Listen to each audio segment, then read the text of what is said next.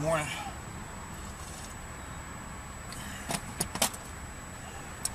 Okay, today's dry fire practice session is all about the car, primarily from inside the car.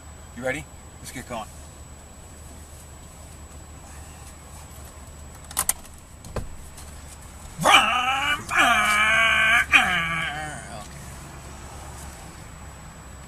Okay, dry fire is all about handling that firearm, becoming very familiar with that firearm, and comfortable with it.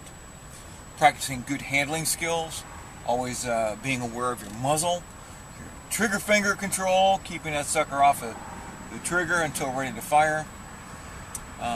You still have to get to the range. You got to make the gun go bang. Okay, nothing really completely takes the place of live fire. The more you can live fire, the better. But I understand not everybody can do that all the time. Maybe access to ranges, cost. There's a variety of reasons.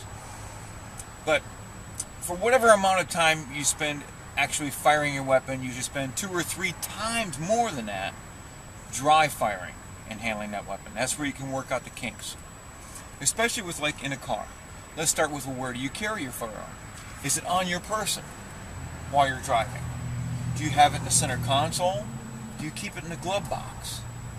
Do you have it in one of those fancy magnetic things that are stuck underneath the dash? So where do you have it? You have to access it. So imagine you're at a stoplight, or you just pulled into a parking lot and you've got to access this thing. You've got to reach all the way over here. Now, as you can see, I'm kind of restricted. Look at the stuff that I have to deal with. In this particular case, look, I got armrests here. Got a seatbelt, right? Safety first. So we got to contend with all these things.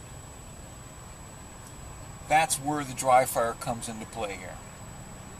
Very rarely do I know anybody that's going to go to a range and have access to a vehicle to go live fire and start shooting out through the windows, through the car, the windshields, out the side windows. I've been blessed. I've got opportunities to do that,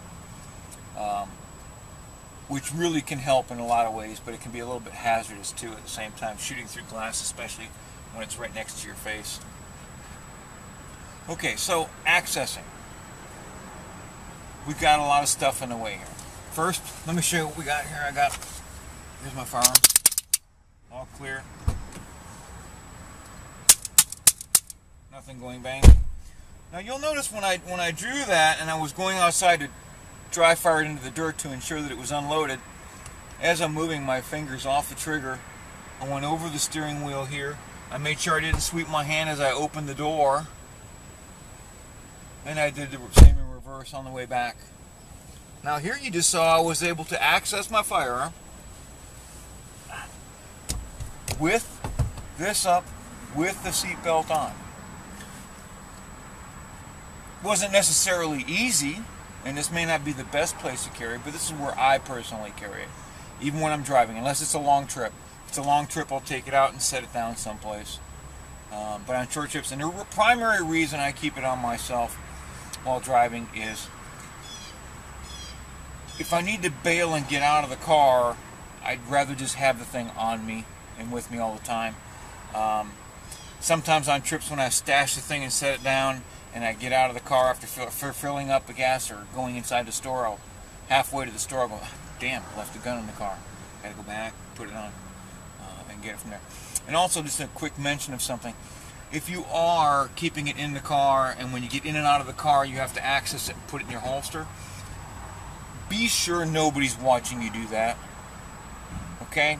There's a couple of occasions I've read about where a bystander saw somebody, a concealed carrier, getting it from glove box or whatever, putting it on their person, getting out to go into the store, and it freaked the person out, and they call the cops, and then the cops come, and there's a bunch of hoopla. And really, do you really need that? I don't think any of us need that crap. When you get in your car and you put your seatbelt on and you start accessing your unloaded firearm that you're using for dry fire training, that is where you're going to run into little hiccups and issues along the way. So this is going to be very important for you to discover little problems that you may have in where you keep your firearm and how you access it. Okay? Dealing with the seatbelt. There's a technique you can use. It's called swimming, and I use this all the time when I get out of the vehicle. It's just out of habit. If you need to get out of the vehicle real quickly, this can sometimes be in your way, and you can get all tangled in it. If it's carrying on your person, this can be cumbersome and in your way. So I'm going to take my left hand and I'm going to stick it underneath the belt like this. This is quick egress here. When I push this button and unlock, you'll see what I'm doing is I'm pulling and pushing that belt out of the way and getting it clear from me. So if I need to get out of the vehicle rather quickly on this, I'm going to swim this out. Now I'm assured that that belt is clear of me. It's not anywhere, it's not going to interfere with me in any way. And you may need to do that to access it to get to your glove box if you're keeping it in your glove box. And these are the things you're going to discover while you're dry fire training. Now I can get in there and get this out. So there's seatbelt swimming for you. And when you're practicing this now, if it's on your person and you're drawing from this kind of a position, boom, get up, clear, bringing the gun into play. Shooting through windshields. It's a little backwards from what you might think. Firing from inside the car out, the bullet is going to deflect up a slight amount. So from here to somebody maybe 15 feet in front of the car, if I'm aiming at their chest, the bullet may hit them in the throat or a little higher. If you're shooting into the vehicle, from outside into the front, straight in, if you're aiming at their head, the bullet's going to deflect downwards and may catch them in the throat or chest area. Okay, just a little tidbit there. Where's my finger? It's not on a trigger. So, repetition. That's what dry fire is. Dry fire is repetition. So in my case, I'm clearing that seatbelt, clearing garment, accessing, and I'm watching where this muzzle is when I bring this up. Okay? That's straight out the front. Maybe I need to shoot out the driver or passenger side window here at somebody. Do I have a passenger? What do I do about the passenger? That's problematic, isn't it? I clear, I'm accessing, where's my muzzle? Now, with the passenger here, I'm going to use this arm to pin them into the seat. So I'm going to come in here and pin them against the seat and deploy. Same thing when I return. I'm going to go around this person here, watching my muzzle. Perhaps have to shoot out the back.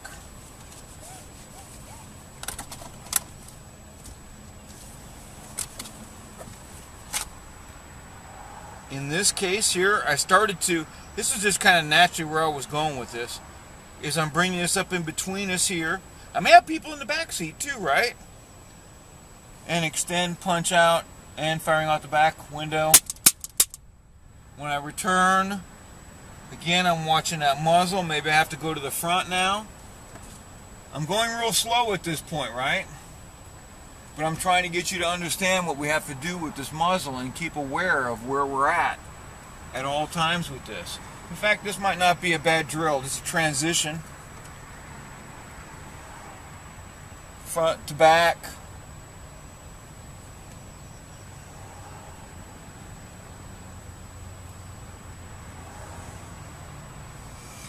Shooting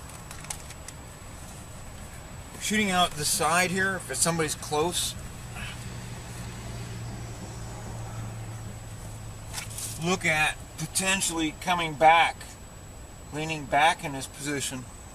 I don't know what the situation is. You don't know what the situation is. You can make up just about any kind of scenario you want, and nobody can tell you that will never happen in a million years, because it's just not true. You don't know. Okay, shooting through these side windows like this, 1 or 2 shots and the window's pretty much gone, unless there's window tinting on it. Window tinting is going to tend to hold this together and hold it into place, depending on how thick the window tinting is. Front window is going to stay together with windshield.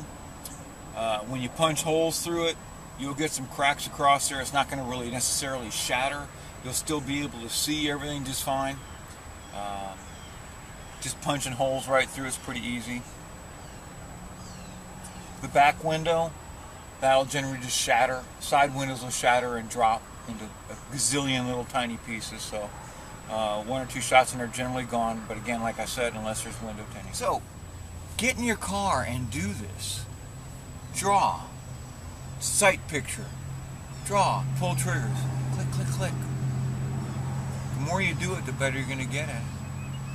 I promise.